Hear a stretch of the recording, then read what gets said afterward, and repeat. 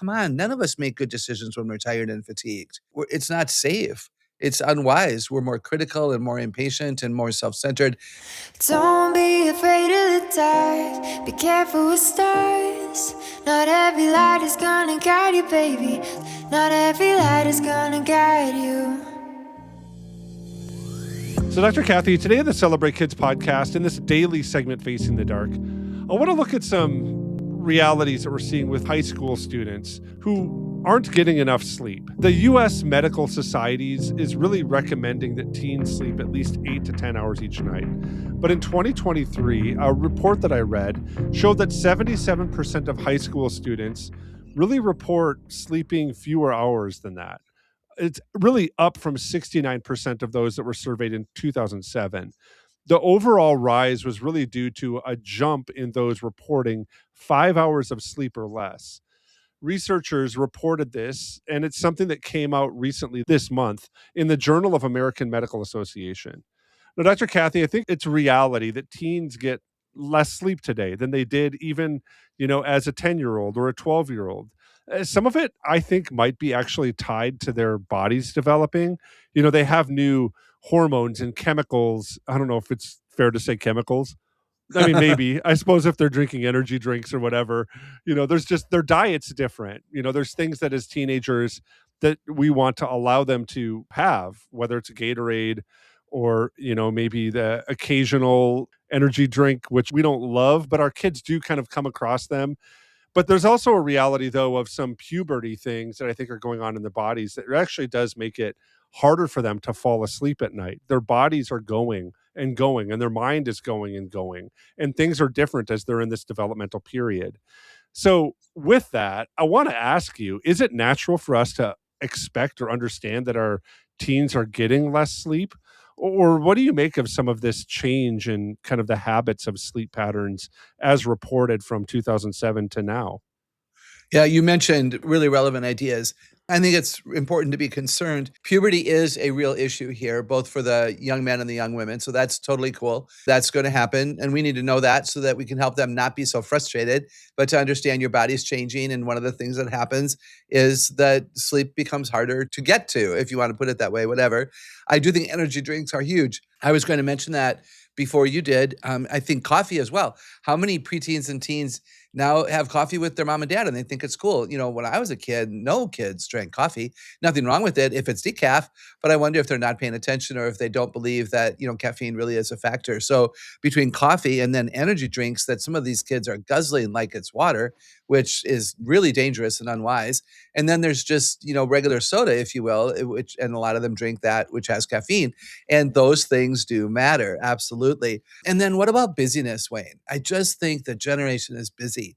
Some of our schools are expecting far too much from our kids. That's a whole nother topic, but I think too much homework. Now, sometimes kids bring that on themselves because they're not using their time well at school, but there's more homework. There's athletic practices and, marching band in the morning, and there's jobs. How many of our teenagers today, we've podcasted about this a while back, a lot of our kids are employed outside of the home, and then there's chores at home, and there's service projects, and then there's youth group, and there's just a lot. And I want kids to be engaged and involved in life. I want them to find their talents and their joys from serving and from participating in outside activities. And yet I wonder if there's too much, partly because the internet would show them all the possibilities. And then they compare, they've got friends who are bragging about this and that, and they want to have something to brag about. And so they go out and they do more. So I think there's several reasons. And I do think that it's a problem. So I'm glad we're talking about it. Yeah, I wanted to dive into that a little bit because I think there's a natural expectation that our kids, should get more sleep. And I wrestle a little bit with anything that presupposes something.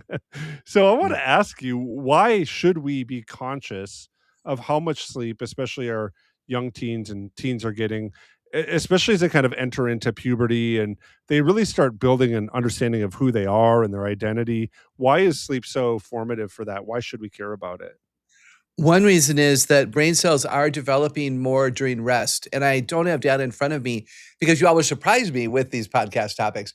But there is research about the brain development, actual brain development in rest for all ages through the age of 25 for men, 23 for women, because our brains sadly are finished, Wayne. I don't know if you know that, but we've got all the brain cells we're ever going to get, and they've been connected now for a while, and we're actually losing brain cells. But for kids, it's brain development, and that happens while they're sleeping. And this is one reason they need it. And they also need it because, come on, none of us make good decisions when we're tired and fatigued. It's not safe. It's unwise. We're more critical and more impatient and more self-centered, and all the things that concern us, anxiety, stress, depression, suicide, all the things that we talk about adolescence are amplified by fatigue. Fatigue is so hard to kind of dial into, especially I think as parents or those that care for kids. We step into these worlds where there's so many expectations on our kids, especially for homework. There's this idea I even, wrestle with, and the school that my kids go to has taken a pretty strong stance against homework. They've done actually a deep dive into, the benefits of homework and if that actually shows that kids are, progressing in a stronger way. And it really reinforces a lot of your ideas that really teachers teach and, books don't necessarily teach. It's important for kids to engage information, but the teachers are the ones that teach. And so we think that if we're going to get our kind of our money's worth, so to speak, out of our kids' education, that they're going to have more homework. And so there's kind of even like a benchmark that as parents we place on some of that, that if our kids are doing more work, then they're actually more productive, or they're actually like living into something that I should be proud of. So even as parents, do we need to change our posture or our understanding of what happens really for our kids during the day?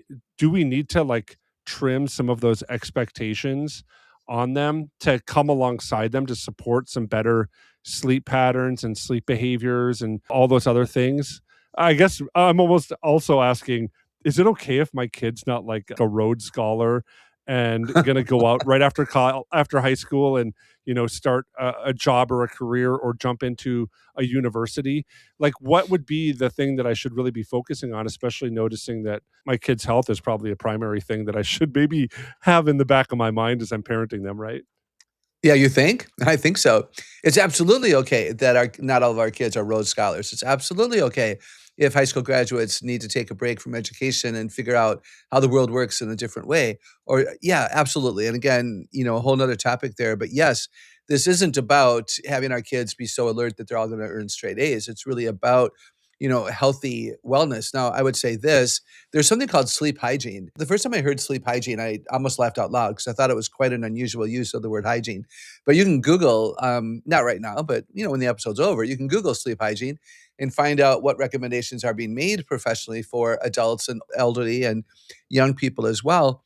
And it's worth talking about. Let me back up to something I said a few minutes ago, Wayne, that our kids are busy, right? So a lot of them have homework and athletic practices, and they serve on the worship team at youth, and they're working a job.